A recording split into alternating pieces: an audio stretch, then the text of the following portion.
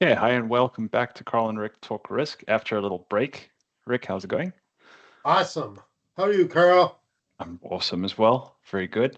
Uh, what have you got on your shirt there, Rick? It's a, those are dogs, Little right? doggies. Yeah, nice, My wife went on a trip and got me a shirt with little doggies on it.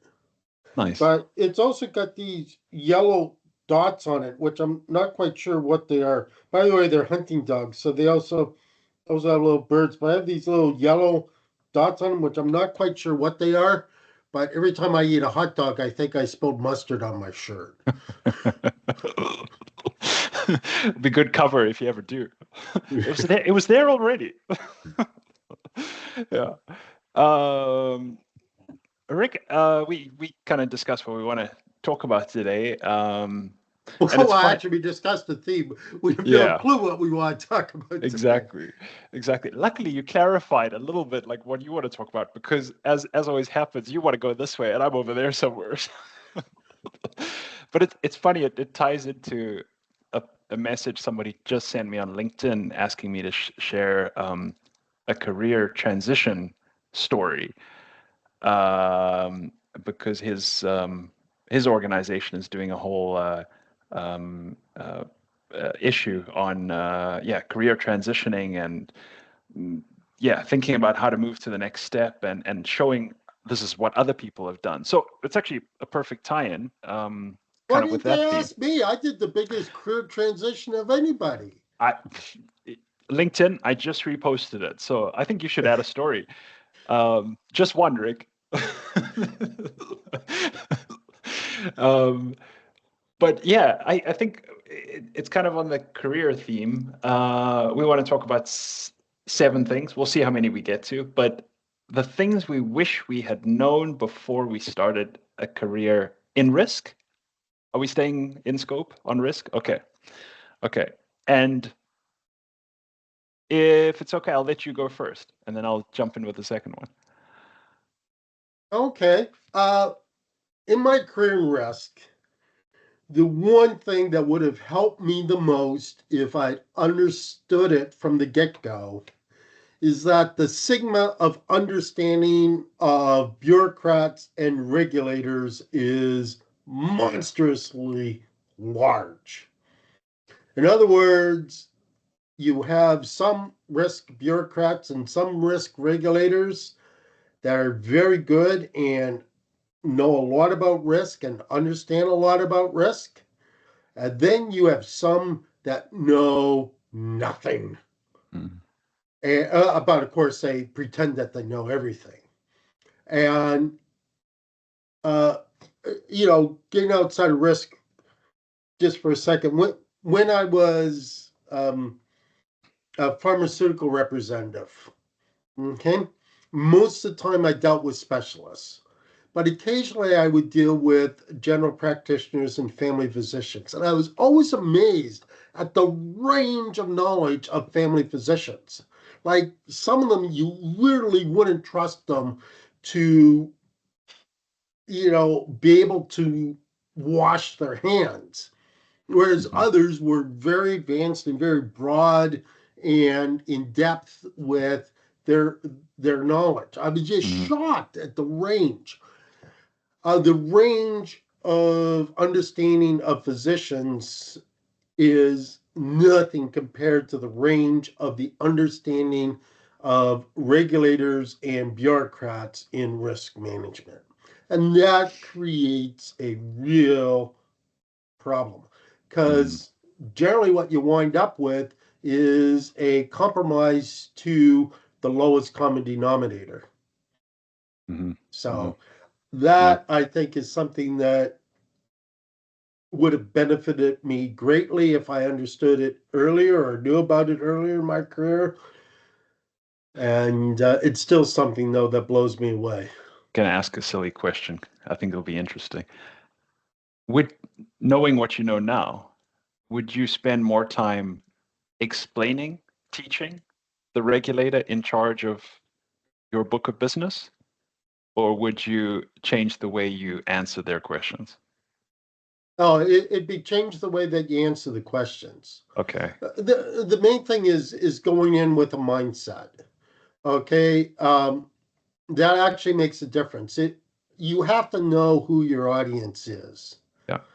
and I just kind of assumed that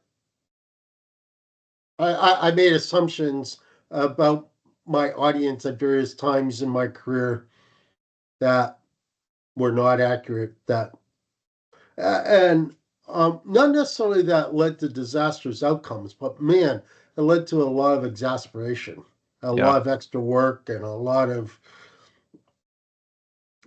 just a Yeah. lot of exasperation. Yeah. It kind of speaks to the power of reading your audience. Yeah, like you said, knowing your audience, reading what the other side knows, doesn't know, before you approach a problem as a risk manager, instead of trying to model it, right? But yeah. Okay, I'm gonna segue from you a little bit. The one thing that's really increased how much I enjoy risk management is learning that, you know what, I don't have to follow the book and everything. Actually, I can actually bring other interests and passions to risk management, and they make me a better risk manager. I was talking to a risk manager who's closer to the front office traders than I am this week about geopolitics and tariffs and what's going on there. And my job, I don't really need to know any of that stuff at the moment, but I'm genuinely interested in it, and so is this guy. And I think it helps me do my job. So does an interest in writing. So does an interest in books, which is what you and I talk about a lot of times, Rick. I think those things make me a better risk manager. And I think especially early on in your career, you think, oh, I'm a risk manager. I need to read risk management textbooks and follow the risk management rule book. And of course you don't. Of course you should. You, that will be a dismal career. You should find things outside of risk, from past lives, past interests, and bring them into your field. It makes you a more well-rounded risk manager. Well, I'll go even farther than that. Mm, In I believe, and I'm sounding like a broken record, and people who know me are going to start to groan, and actually they're going to turn off the next sentence because they know exactly what I'm going to say, and that is cognitive diversity is absolutely key to be a good risk manager. And one of the problems is cognitive diversity has gone the way of the dodo bird. mm, yeah. And in this age of AI, we need cognitive diversity than ever, Hmm. more than ever. Yeah. Yeah. For sure.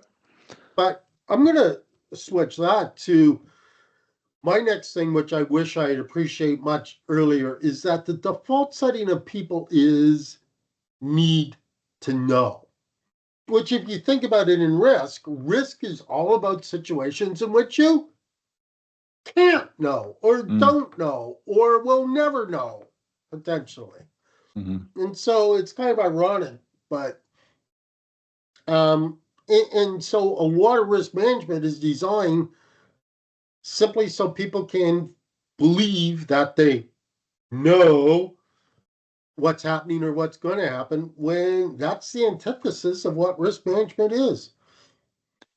You know what this calls to mind? I'm finishing one of the books that you recommended a very long time ago, Against the Gods by Peter Bernstein. And I didn't grasp this at first, but he spends a lot of time in that book explaining that some thinkers were convinced that every future event was knowable. You just need to know all the inputs. And then there was this other set of thinkers that said, no, they're uncertain. There's no way of predicting these things. And if your starting assumptions are, rationality and perfect, everything's perfectly predictable, you're going to build a model that's terrible. I mean, it'll give you answers, but what's the value in that? Well, good God, if you didn't know that coming out of university, I think that you really have to demand a rebate with interest from your alma mater. I, I you know, here's the thing. Actually, I just. But Yeah, here's the thing: is very few people appreciate that debate. yeah, I think that, and yes, I know that you knew it too. Everyone knows about it.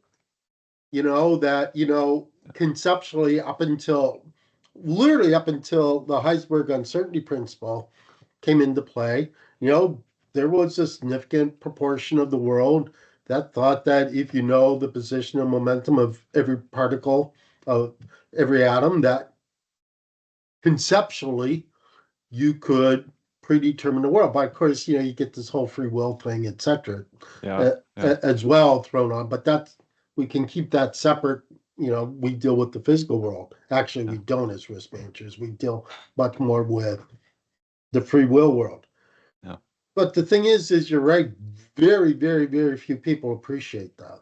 It's easy to take for granted too, you know. I Right. mean, you look at these, you stare at these models long enough and their results, and you forget that, yeah, they are not reality. Um, uh, I segued the first time. Now I'm kind of gonna horseshoe this one in somehow. I'll figure it out as I speak. Um, I think the role of looking back is a bit underappreciated. Uh, we're always planning, putting projects in place, business cases. This is what we're going to do 6 months, and it's very rarely, and this could be different at other organizations that, but at least the ones I've worked at, it's infrequent that you look back and say, guys, we screwed that up. We did really well there. What can we improve? And you learn so much from that. I mean, you learn a lot in sports from figuring out, okay, I hit a tree on hole 7. Maybe I should hit a fade there next time and avoid that tree. We don't do that enough in risk management. I think it's you get caught up in the workaday office world and you forget about it. But it's worth taking time, stepping back, looking back, and seeing what you could do better. First off, when you started with that, I was going to reach through this, Zoom screen and, give you a little knock about the head to knock some sense into you. True, we don't look back and do postmortems enough. And that's for a variety of reasons. And by the way, the only time we do look back and do postmortems is when things really hit the what fan. Mm, yeah, Okay? Uh, we never look back when we do something right to figure out where we did something right or where we just plain and simple got lucky. yeah. Having said that, I think that we look back way too much because where do all those future projections come from? The Past past. events. Yeah, yeah, true. Okay. And we never truly consider, except if we're trying to sell something or trying to cover up a mistake, why the future is going to be different from the past. A Yeah, lot of our analytical techniques, a lot of our qualitative forecasting techniques are really nothing more than some straightforward linear extrapolation of the past. it's so And I comforting, realize Rick. that, there's going to be people jumping up and down and writing us nasty emails on that statement. And yes, we can have, exponential, projections, yada, yada, yada. I get it. Okay. And Mm, nonlinear projections. But the reality is most of the time, either qualitatively or quantitative, we're just extrapolating a straight line from the past. mm, And I think that we actually look back too much.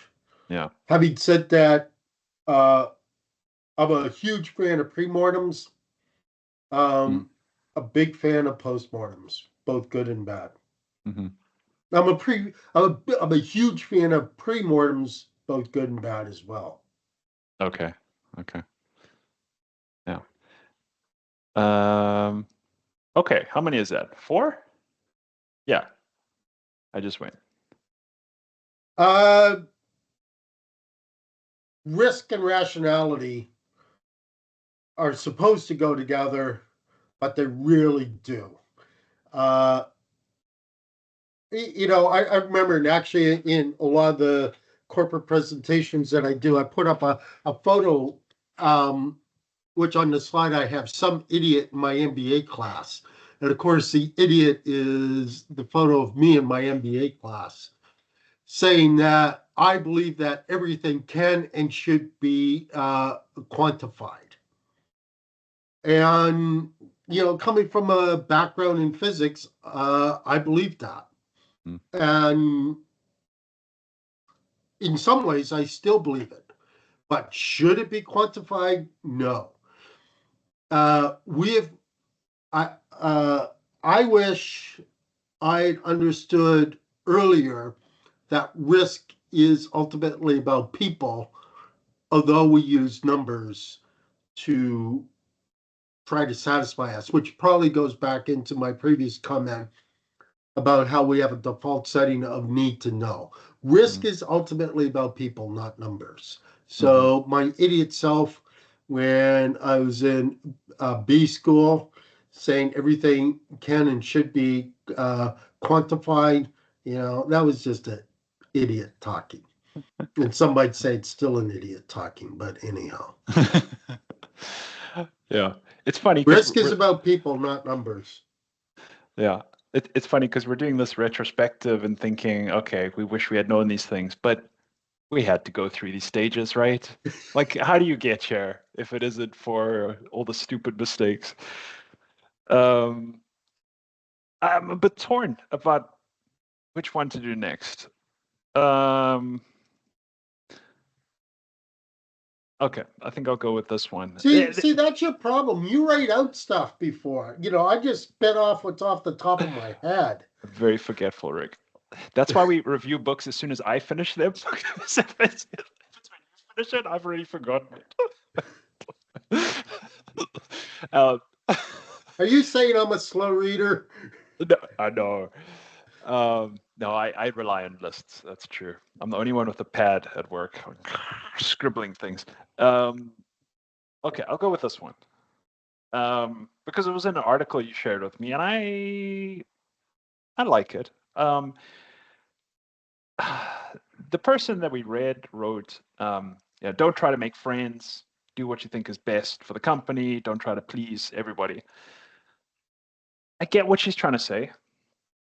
And yes, you shouldn't. And her point was more, do you be best friends with your own risk team, uh, and then the business despises you because you're putting your hand up to every proposal, or are you best friends with the business, the traders, the portfolio managers, and then risk is like, which side of the fence do you want to be on?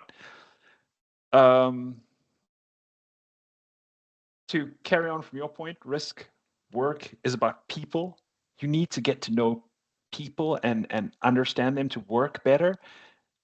Um, it doesn't always mean placating every need and want they have, but you sort of need to figure out a good way of understanding what they're looking for and what you need, and also getting to know them a little bit, because as you get to know somebody better and better and better, I feel you work better and better.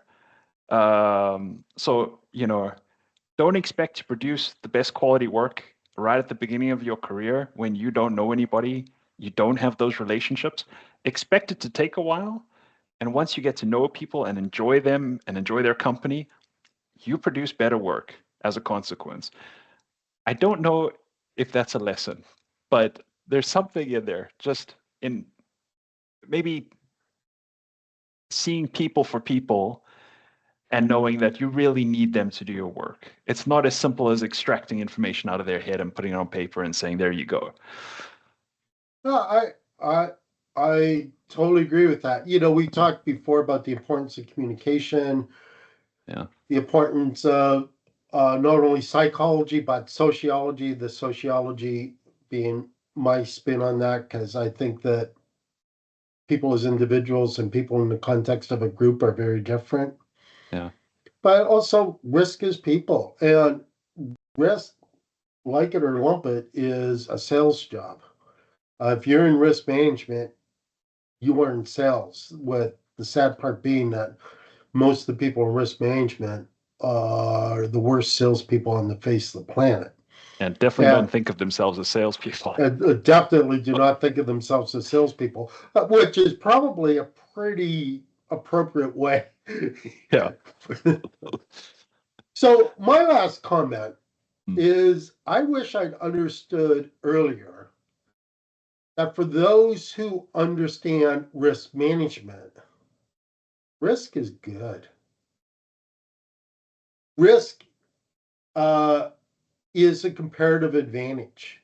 Risk is something that can be a competitive advantage. Risk is the possibility that bad or good things may happen. Mm-hmm. And the world's your oyster if Yeah. you embrace risk. Yeah. Yeah, that would be interesting. Risk managers walking into meetings and saying, let's take this on. We can handle it. That'd be a, But that's exactly what all your most successful entrepreneurs and most successful business people do. yeah. While everyone else is running for shelter, or everyone else is running for to add their grain of sand to the mountain of marketing, Mm. they're boldly going places, to use the Star Trek infinitive. They're boldly going places where, no one else dares to venture. Yeah. They see risks and they say, let's take it on. Yeah. That's what makes you successful. It it's a really good mindset, Rick, to, no matter what's thrown at you, no matter what idea, just come in and say, okay, this is what we think it would take to be able to do that business on the risk side, to know what's going on and to know how to control it and everything. And just go in with that every time. But This is what it also would how to take. maximize it. Yeah, and also how to maximize it, but it's just like it's possible. These are all the things we think we would need. Um, and the price might be too high, right? Like I think we're thinking about a little bit differently on this, but there could be certain controls and stuff that risk needs to do a business venture, and the price might be too high. But at least you're putting a tag on it. You're sort of saying, this is what we think it would take, rather than Yeah, this but is your mindset impossible. is again just looking at the bad things of risk. There's good things of risk. Yeah. Yeah, I still And you struggle with got to that put a one. price tag on the good things of risk as well. Yeah. What would that look like? Price tag on the good things. Ask any I have to hedge fund ponder that. manager. Yeah. Okay. Ask Oh. any poker player. Ask any entrepreneur. Mm. Ask anyone who opens up a restaurant. Right. Right. Okay. Ask anyone who develops a new field. Yeah. Yeah. I mean, you think of uh, any great company. I mean, goodness gracious, if you did a regulator based risk analysis, we would have no Meta. We would have no Microsoft. We'd have no OpenAI. We would have no Google. We would have no X, what Hmm. some people might argue would be a good thing. Or, we wouldn't have a Ford Motor Company. Yeah. Yeah. We wouldn't have a General Electric. We wouldn't have a Westinghouse. Mm. We'd still be trying to, scrape two rocks together to start a fire to make supper. Yeah. If we didn't understand that risk can be good, we'd be one step beyond, cave people. Yeah. Yeah. Yeah. Okay. What do I have to add? See you next week, folks. I think so. I think that's good. Let us know what you think. If there's something we missed that you would have loved to know stepping into your new office for the first time, let us know in the comments. It'd be interesting to hear other takes, or any of the ones we laid out that you disagree with. Until next time. Cheers, everybody.